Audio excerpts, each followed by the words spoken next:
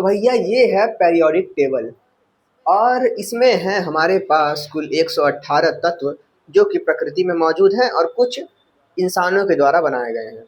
ठीक है, इसको अगर हम लोग ध्यान से देखें तो इसमें हम लोग क्या पाते हैं? इसमें हम लोग पाते हैं बहुत सारे तत्वों को और बस तत्वों को पाते हैं और क्या। उसके अलावा इसमें कुछ-कुछ उसके भार वगैरह भी दिए होते हैं, उनका नाम दिया होता है और उसको एक सुव्यवस्थित क्रम में व्यवस्थित किया हुआ होता है। केमिस्ट्री में अभी तक हम लोगों ने बहुत कुछ देखा। हमने देखा कि भाई किस प्रकार से हाइब्रिडाइजेशन होता है, हमने लैटिस एनर्जी को देखा, हमने बहुत कुछ देखा, क्या-क्या बताऊँ मैं। मगर अगर हम लोग एकदम नीचे आते जाएँ इस पूरी कहानी में, तो एक प्रश्न आता है कि भई जिसकी बात हो रही है, जिसके संकरण की बात हो रही है, यानी कि जिसके बारे में पूरी केमिस्ट्री चल रही है, उसकी बात तो हमने की ही नहीं, यानी कि एटम। तो ये जो पेरियोडिक टेबल में जो एटम्स हैं, उसको आज के इस चैप्टर में हम लोग देखने वाले हैं। इसका नाम है पेरियोडिक प्रॉपर्टीज़ ऑफ एलिमेंट्स। पहली प्रॉपर्टी हम लोग देखने वाले हैं कि भाई ठीक है, ये हमारे पास एक पेरियोडिक टेबल है, यहाँ पर बहुत सारे तत्व हैं और वो प्रकृति में पाए जाते हैं। कैसे पाए जाते हैं? किसी न किसी प्रकार से वो बंध बनाए होते हैं किसी दूसरे तत्व के साथ। हाइड्रोजन की बात करो तो कभी हाइड्रोजन चला जाएगा, ऑक्सीजन के साथ पानी बना लेगा, कभी नाइट्रोजन के साथ चला जाएगा, कभी कार्बन के साथ चला जाएगा, कार्बन मोनोऑक्साइड बना लेगा।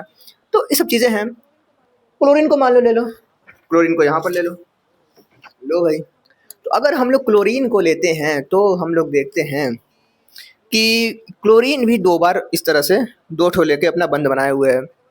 मैंने बोला था कि हम लोग एकदम बेसिक पर आके देखेंगे कि भाई कि पूरी कहानी शुरू कहाँ से हो रही है, यानी कि एटम से कहानी शुरू हो रही है। जब एटम से कहानी शुरू हो रही है तो हम लोग आज के इस चैप्टर में देखने वाले हैं इसी एटम के जो रेडियस है उसको निकालने के बारे में। क्या होता है एटॉमिक रेडियस? पहले तो हम लोग ये देखेंगे। अच्छा, इतना तो पता है कि एटॉमिक रेडियस होता क्या है। तो भाई एटम हम देखते हैं कि भाई एक गोलाकार हम लोग समझते हैं कि है ना, एटम गोल होता है ऐसा कुछ। तो उसका कुछ ना कुछ केंद्रक होता है जिसको हम लोग कहते हैं कि भाई ये नाभिक है, न्यूक्लियाई है हमारे एटम का, परमाणु का। तो उस न्यूक्लियाई से इसकी दूरी जो है, अंतिम वाले इलेक्ट्रॉन कोष की दूरी, यही हमारे पास एटॉमिक रेडियाई होगी। ये तो एकदम मतलब कन्फर्म है एकदम कि भाई ये होता है। बस इसको निकालने की विधियों को हम लोग देखने वाले हैं। यहाँ पर हमारे पास Cl2 एक मॉलिक्यूल है, देखेंगे अभी। पहले हम लोग लिखते हैं भाई हमारा टॉपिक जिसका नाम है एटॉमिक रेडियस। एटॉमिक रेडियस, परमाणु त्रिज्या, परमाणु त्रिज्या।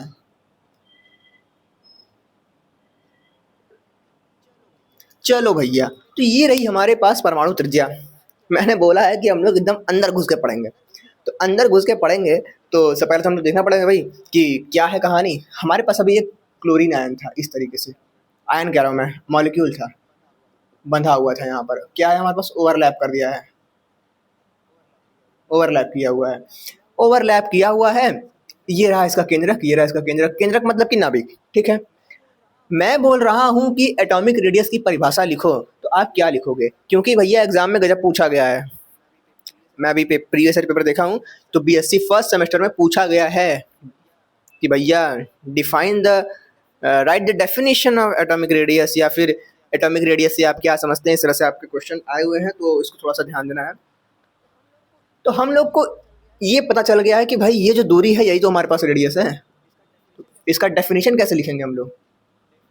डेफिनेशन वही लिखेंगे कि भाई द डिस्टेंस बिटवीन, किसके किसके बिटवीन, एक तो हमारे पास ये जो अंतिम वाला कोश है, ये क्या है, अंतिम कोश है ना, या वैलेंस शेल इलेक्ट्रॉन कह लो, वैलेंस सेल कह लो। तो जो अंतिम कोश है वो, यानी कि लास्ट सेल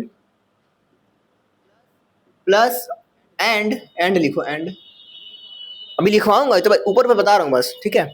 ये रहा हमारे पास न्यूक्लियस, तो न्यूक्लियस, तो ये कहानी है। अब हम लोग लिखते हैं भाई डेफिनेशन को, जो कि एग्जाम में कैसे लिखना है। चलो भाई इस पर देखते हैं। तो चलो भैया लिखते हैं, क्या है ये एटॉमिक रेडियस, क्या है त्रिज्या, क्या है ये एक डिस्टेंस है भाई, the distance between outermost cell of an atom, अंतिम कोश है ना, outermost cell of an atom and the centre of the nucleus.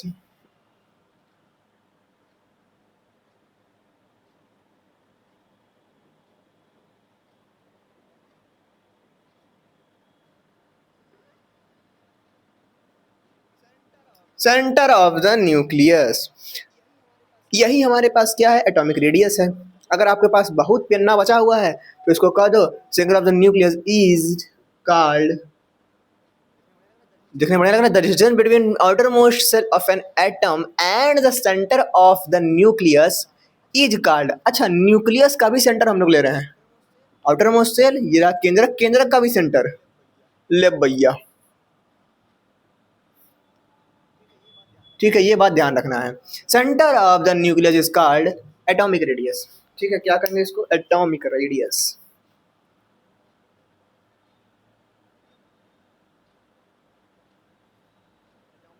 Atomic radius.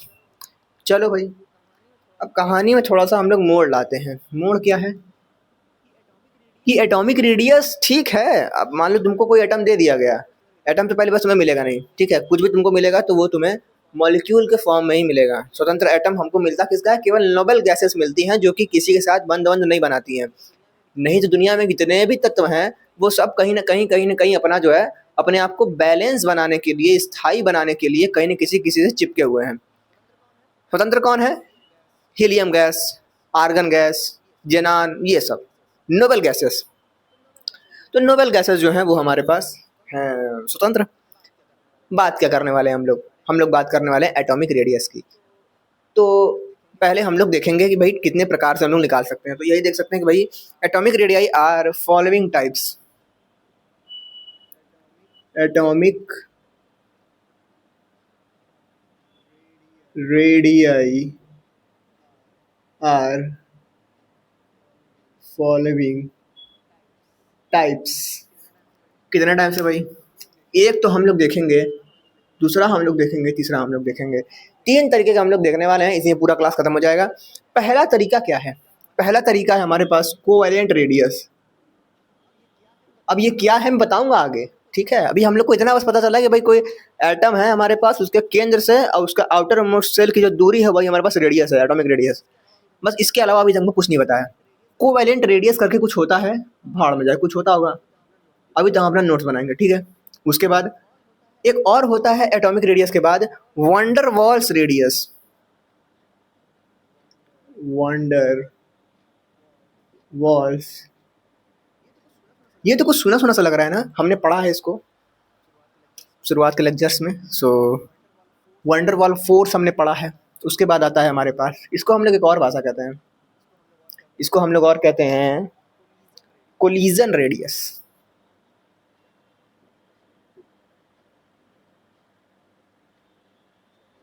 चलो भाई, ये बोलो या ये बोलो। नेक्स्ट है मेटालिक रेडियस।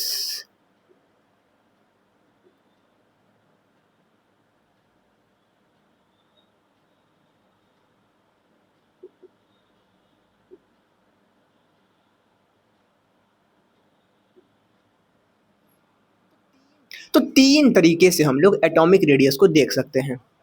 आओ पहला बात करते हैं एटॉमिक रेडियस के अंतर्गत कोवेलेंट रेडियस क्या है। अभी हमारे पास ये था, अरे भैया ये हमारे पास था, इसको मैं यहाँ पर टांग दूँ। चलो भाई, तो ये जो हम लोग देख रहे हैं यहाँ पर,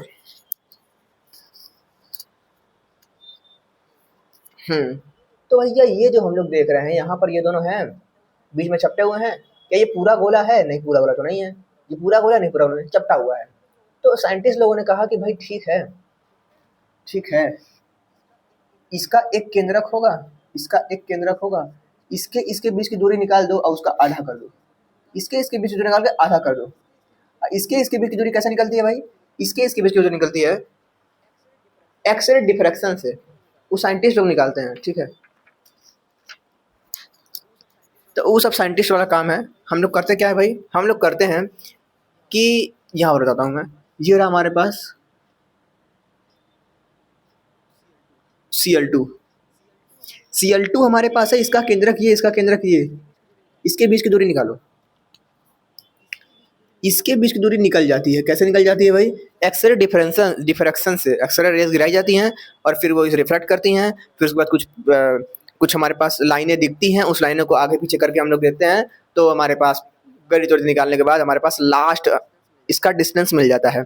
मगर एक एटम को हम लोग खाली नहीं ले सकते ना, इसीलिए निकालना मुश्किल है। मतलब कि अगर हम लोग चाहें कि हमको हमको एटॉमिक रेडियस चाहिए, किसका, हमको Cl का चाहिए एटॉमिक रेडियस, तो Cl अकेले मिले तब तो हम निकालें, अकेले वो मिलता ही नहीं है, अकेले वो मिलेगा नहीं, वो इस तरह से मिलेगा, तो इसी को निकाल लो, इसका निकाल के आधा कर दो, आधा कर दो। तो मान लो ये d था, इसकी यहाँ से दूरी d थी, ठीक है, तो d का आधा कर दोगे तो कुछ r आएगा, जो कि होगा एटॉमिक रेडियस इतना। तो क्या ये रियलिटी में यही है? नहीं। अब भाई केमिस्ट्री है, क्या है भाई, समझ रहे हो बात। तो it is defined as half of distance between the nuclei of two identical atom, identical है Cl, ठीक है, of two identical atoms joined by a single covalent bond. दो बात जरूरी है, एक तो आइडेंटिकल, यहाँ पर दो चीजें हैं, एक आइडेंटिकल और सिंगल बॉन्ड। ये तो जरूरी है कि भाई यहाँ पर दोनों जो है वो आइडेंटिकल हो और सिंगल बॉन्ड से रिलेटेड हो, तो हम लोग इसका निकाल सकते हैं क्या, कोवैलेंट रेडियस। तो कोवैलेंट रेडियस क्या बताता है भाई, एटॉमिक रेडियस को बताता है। कैसे बताता है भाई, यहाँ पर हम लोग लेते हैं एक इसे, ये ऐसे, ठीक है, ये मान लो दूरी है हमारे पास d, तो देन हमारे पास एटॉमिक रेडियस जो आता है वो आता है d/2, कोवैलेंट रेडियस मतलब वही, वो आता है d/2। ये हम लोगों को याद रखना है।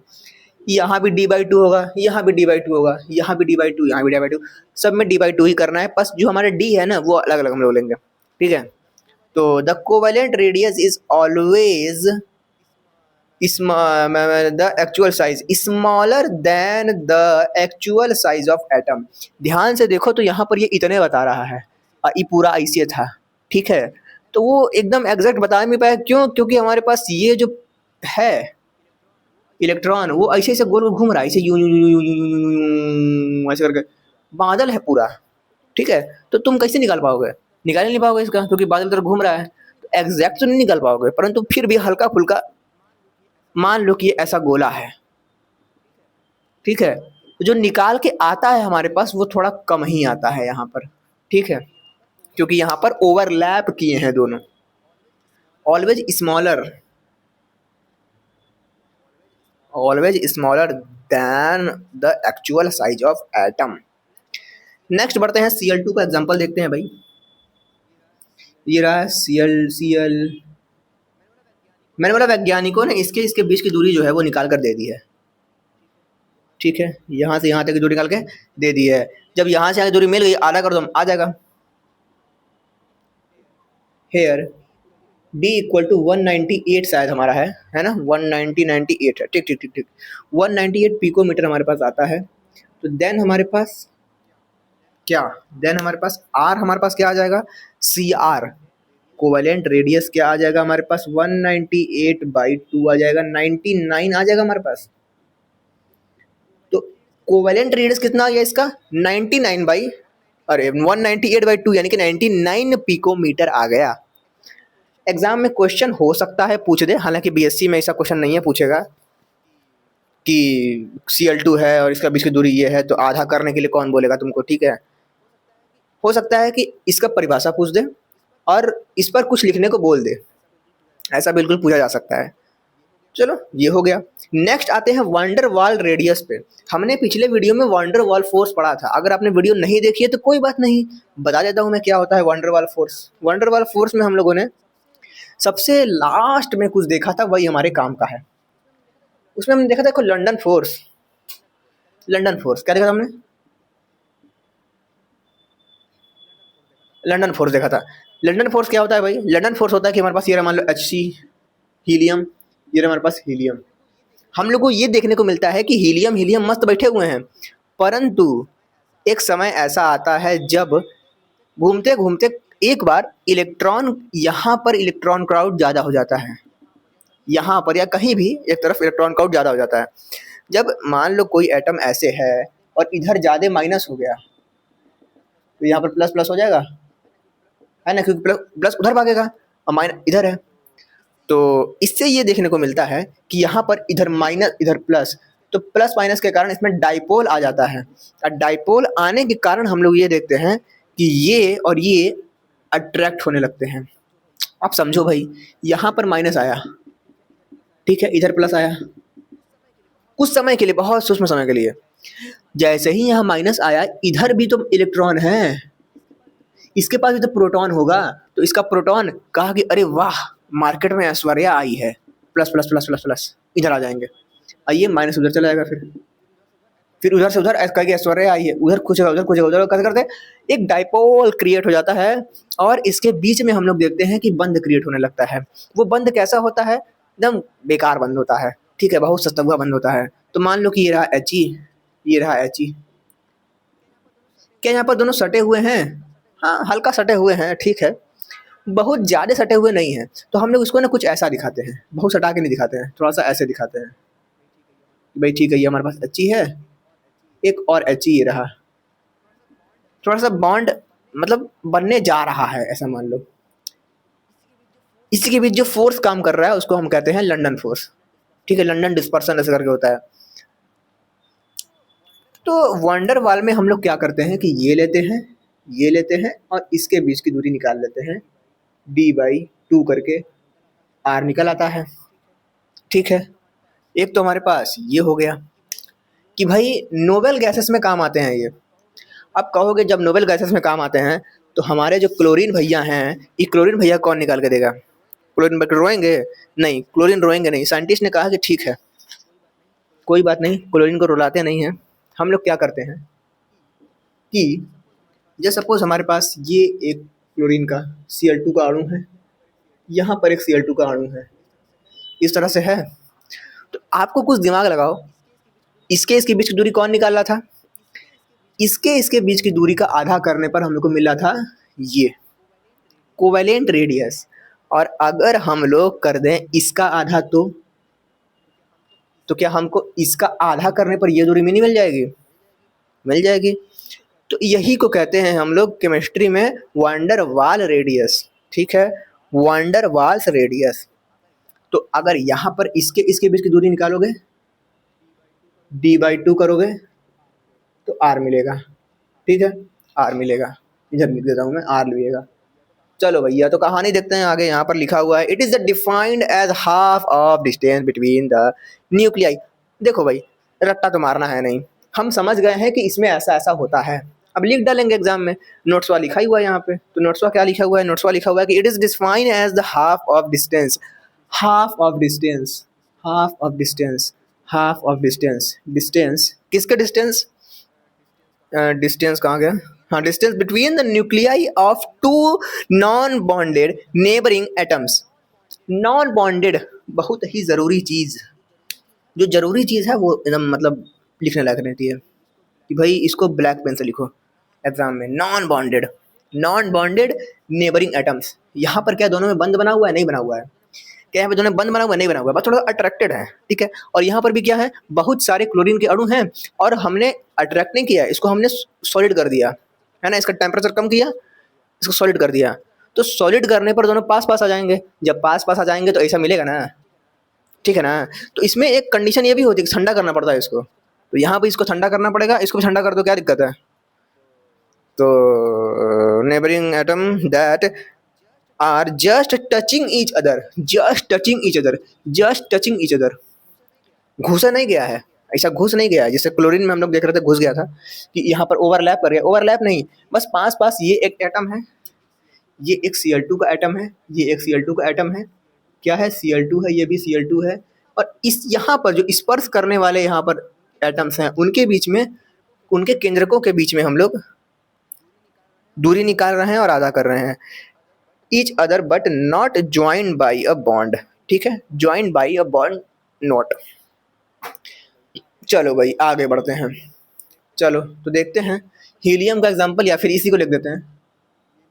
ये लिया एक, ये लिया एक, ये यहाँ पर हमारा डी क्या हो जाएगा, यहाँ हमारा डी हो जाएगा ये, ठीक है, ये हो जाएगा हमारे पास डी। तो हेयर वी आर लिखते हैं, वंडरवॉल रेडियस d/2, d/2, ठीक है। We measure this when a substance in a solid form show that the atom stay still in one place. तो वही सेम है भाई, सॉलिड में हम लोग देखते हैं, इसको ठंडा करके सॉलिड कर दो, तो मैंने बोला ठंडा करने के लिए, बस वही है कि we measure this when substance जो हमारे पास है, पदार्थ हमारे पास है, is solid form so that the atom stay still in one place, एक ही जगह पे रहेंगे, नहीं तो भागते रहेंगे दिक्कत हो जाएगा। तो एक चीज ये हो गया। अब ये बताओ कि ये रहा हमारे पास, मान लो ऐसे हमने इसको देखा, ठीक है, हमने कोवेलेंट रेडियस में क्या देखा था, कोवेलेंट रेडियस में हम लोगों ने इसके इसके बीच की दूरी निकालकर उसका आधा किया था। ये दूरी आई थी कुछ इतनी, ठीक है, आधा करेंगे इतनी दूरी आएगी, ठीक है भाई। अब हम लोग क्या कर रहे थे, अब हम लोग कर रहे थे कि भाई इसको छोड़ो, एक दूसरा आइटम पकड़ के लाओ, ठीक है, और इसके केंद्र के बीच की दूरी निकालो। तो वो दूरी कितनी आएगी, आधा करने पर कुछ इतनी दूरी आएगी। अरे भाई इसका आधा इतना आ गया, ठीक है। तो अब इस दूरी को उठा के यहाँ पे रखो, और इस दूरी को उठा के यहाँ पे रखो, कुछ मान लो ऐसे, ये रहा हमारे पास ये दूरी, और इस दूरी को उठा के कुछ ऐसे रखो, तो कुछ ऐसे आएगा, ठीक है।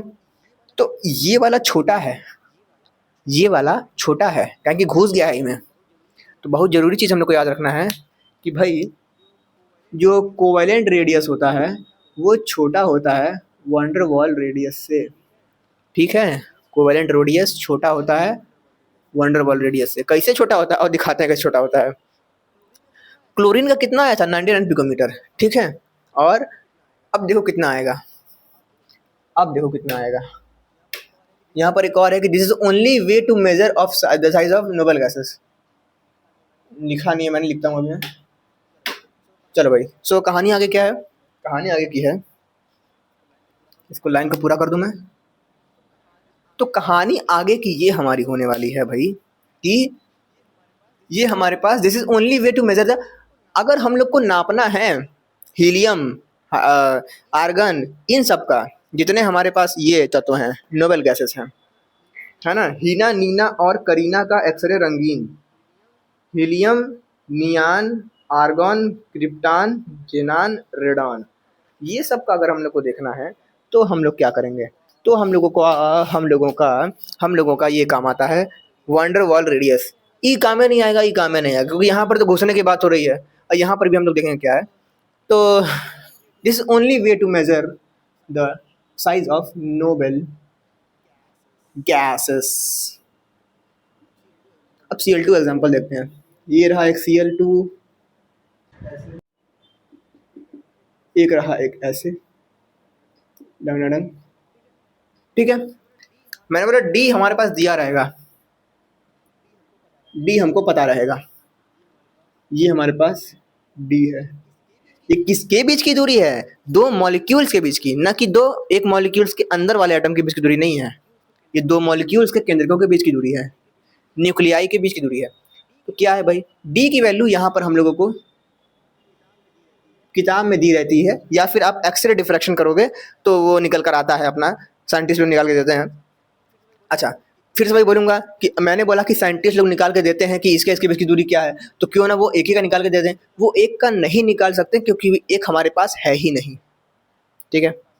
जो हमारे पास है तो हम उसी का निकालेंगे। तो डी हमारे पास होता है, इसका वैल्यू 360 पिकोमीटर, ठीक है। तो जब डी 360 पिकोमीटर है तो आर क्या आ जाएगा हमारे पास, या फिर हम कहें तो वंडरवॉल आर, वंडरवॉल रेडियस 360/2, उसका आधा तो 360/2 करेंगे तो 180 पिकोमीटर आएगा,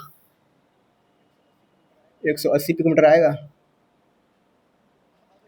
तो अब देखो कि जिसका आ रहा है 99 पिकोमीटर, क्या कोवेलेंट रेडियस, घुसा है तब आधा करने पर, और दूर दूर रख के निकालेंगे तो 180 आ रहा, दुगना हो गया। सोचो, ये केमिस्ट्री है भाई, मतलब क्या मजाक चल रहा है और क्या। ठीक है, आर्गन को देखते हैं। ये एक आर्गन रहा, ये एक आर्गन रहा, ठीक है। इसके केंद्रकों के बीच की दूरी निकालते हैं। क्या ये पास पास हैं? पास पास लंदन फोर्स कैसे आएंगे, वंडरवॉल फोर्स कैसे आएंगे, या तो फिर इसको जमा दो, इसको सॉलिड स्टेट में कर दो तब मिलेंगे। ठीक है, तो दो चीज़ें हैं हमारे पास यहाँ पर कि पास कैसे आते हैं। तो यहाँ पर हमारे पास डी क्या है, ये डी, तो ये हमारे पास डी है और इसकी वैल्यू हमारे पास 380 पिकोमीटर होती है। Here D is equal to 380 picometre. तो हमारे पास वैंडरवाल रेडियस क्या आ जाएगा, 380/2 कर दो तो ये हमारे पास हो जाएगा 190।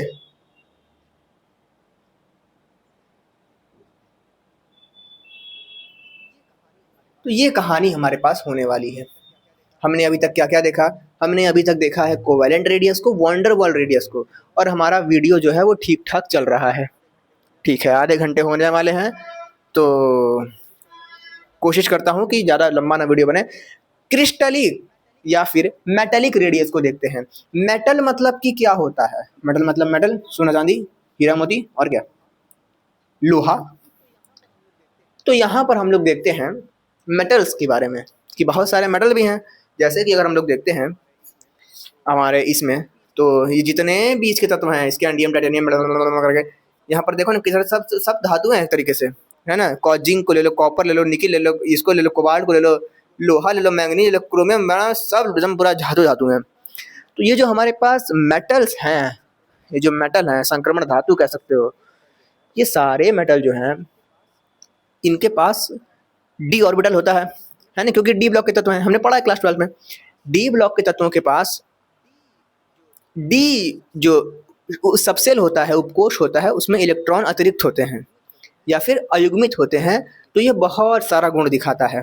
हम लोग देखते हैं कि जो आयरन वगैरह होते हैं, वो एक आयरन का एक एटम दूसरे वाले एटम के साथ काफ़ी जुड़ा हुआ होता है, मजबूत बंध बनाया हुआ होता है। बंध मतलब कि एकदम ऐसा नहीं कि इलेक्ट्रॉन शेयरिंग, है ना, मतलब सटा हुआ होता है काफ़ी।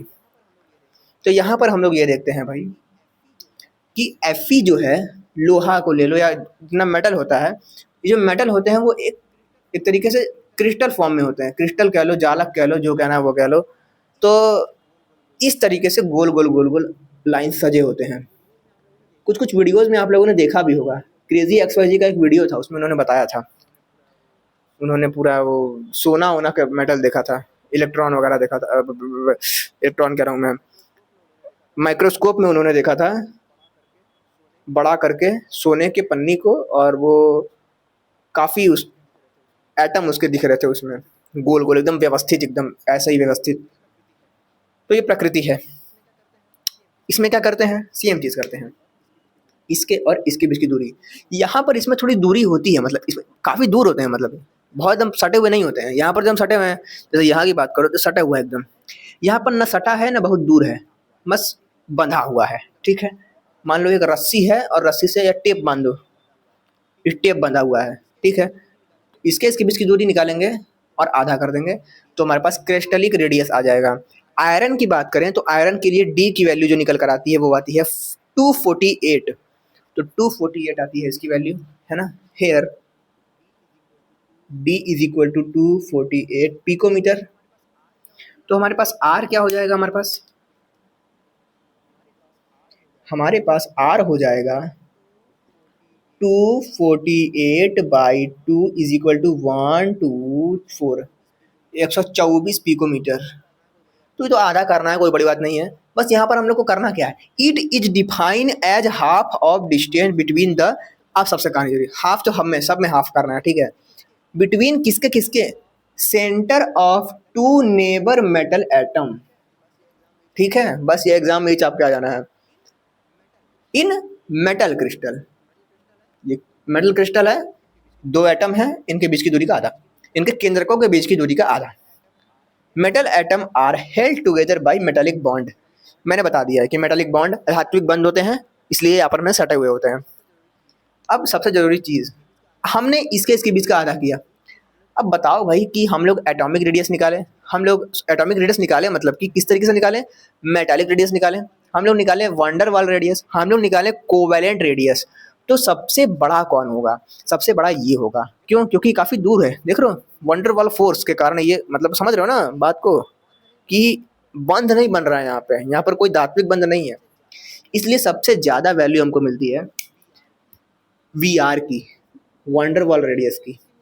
फिर हमको किसकी मिलती है? क्रिस्टलिक रेडियस की, क्योंकि यहाँ पर भी कोई बंध नहीं बना हुआ, सट नहीं गए ना पूरा, बस पास पास बैठे हैं। तो उसके बाद आता है मेटालिक रेडियस, और फिर इसके बाद आता है हमारे पास कोवैलेंट रेडियस। सबसे छोटी वैल्यू इसकी मिलेगी 99, यहाँ पर इसकी देख रहे हो, तो ये हमारे पास 99 कोवैलेंट रेडियस। तो भाई एग्जाम में क्या पूछता है? एग्जाम में बस ये पूछता है इसकी परिभाषा। अगर आपसे कोवैलेंट रेडियस को परिभाषित करें, ये परिभाषित करें, ये परिभाषित करें, right the definition of this this this this this, तो आप लिख कर आ सकते हो बहुत ही आराम से, अब कोई दिक्कत तो नहीं है। ठीक है, तो अब दिक्कत नहीं है तो वीडियो को एंड करते हैं, मिलते हैं नेक्स्ट वीडियो में, तब तक के लिए धन्यवाद, बाय बाय।